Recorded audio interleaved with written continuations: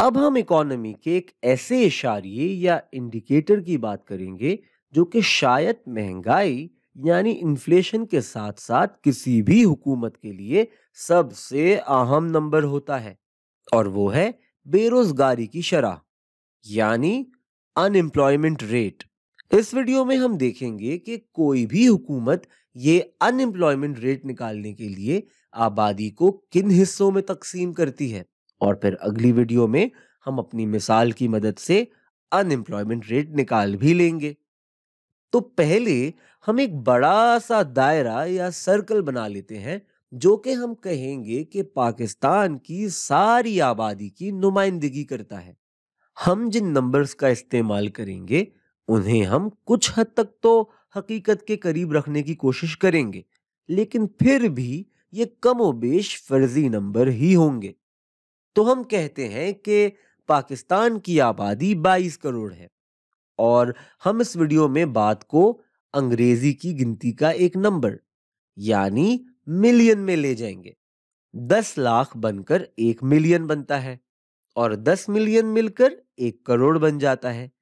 तो अगर पाकिस्तान की आबादी को हम 22 करोड़ फर्ज करते हैं तो हम कहेंगे कि पाकिस्तान की आबादी 220 मिलियन है।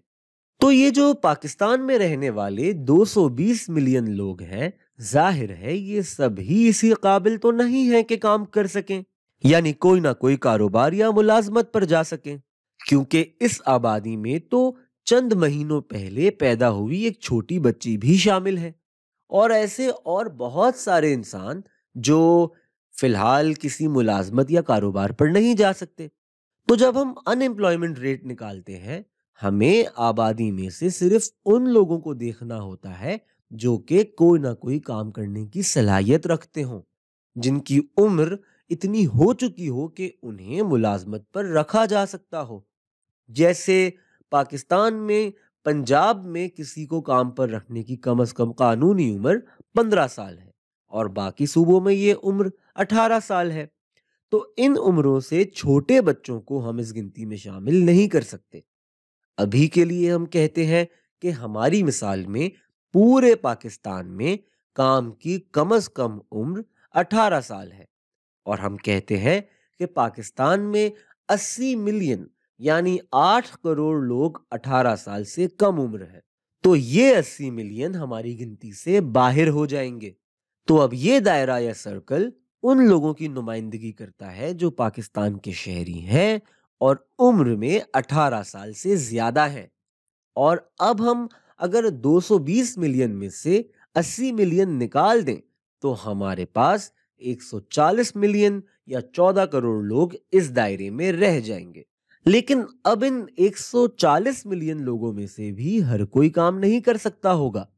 कोई अभी तक कॉलेज में होगा, कोई यूनिवर्सिटी में होगा, किसी के कुछ और मसाइल होंगे जिसकी वजह से वो काम नहीं कर सकता होगा, और इनमें से काफी लोग तो अब रिटायर हो चुके होंगे।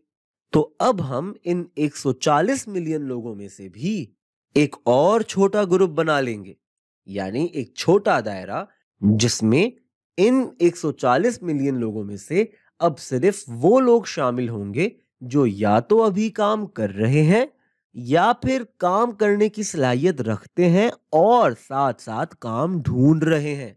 और ऐसे लोगों को हम पाकिस्तान का मुलाजमत पेशा तबका या लेबर फोर्स कहेंगे।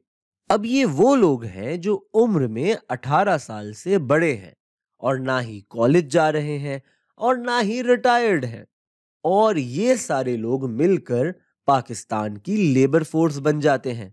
अब हम कहेंगे कि ये लोग काम की तलाश में रहते हैं, यानी ये एक्टिवली काम ढूंढते रहते हैं। और हम कहते हैं कि अब 140 मिलियन में से 20 मिलियन यानी 2 करोड़ लोग और कम हो जाते हैं, और जो बच जाते हैं वो बन जाते हैं हमारी लेबर फोर्स। तो फिलहाल 120 मिलियन या 12 करोड़ लोग मिलकर हमारी लेबर फोर्स बना रहे हैं। लेकिन अब इस लेबर फोर्स में भी दो किस्म के लोग हैं। एक वो जिनके पास रोजगार है, यानी वो कोई ना कोई कारोबार या किसी मुलाजमत में मसरूफ है, और दूसरी तरफ वो लोग हैं जो लेबर फोर्स का हिस्सा तो हैं लेकिन फिलहाल ना कोई कारोबार चला रहे हैं और ना ही उनके पास कोई मुलाजमत है। यानी ये लोग दर हकीकत सही मायनों में बेरोजगार या अनएम्प्लॉयड हैं और एक्टिवली काम ढूंढ रहे हैं। तो इन बेरोजगार लोगों का हम एक और दायरा बना लेते हैं। इन्हें हम कहेंगे कि ये बेरोजगार और फिलहाल काम ढूंढ रहे हैं। और ये जो हम कह रहे हैं कि ये काम ढूंढ रहे हैं, या इसका अंग्रेजी फिक्रा होगा एक्टिवली लुकिंग फॉर वर्क, ये इस सारे हिसाब किताब में एक बहुत अहम फिक्रा है। तो अब हम कहते हैं कि ये नंबर पाकिस्तान में 15 मिलियन यानी 1.5 करोड़ है।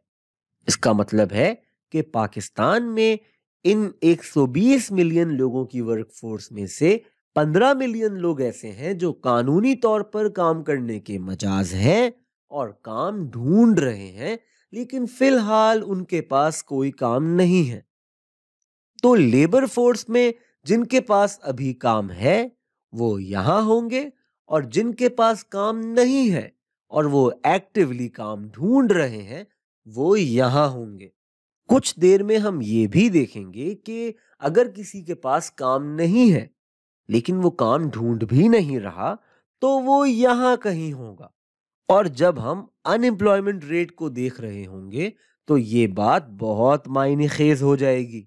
अगली वीडियो में हम ये देखेंगे कि अब जबकि हमने आबादी को इस हिसाब किताब के लिए कैसे तकसीम करते हैं ये देख लिया है, तो इस सारी मालूमात को इस्तेमाल करके हम अनएम्प्लॉयमेंट रेट कैसे निकालते हैं।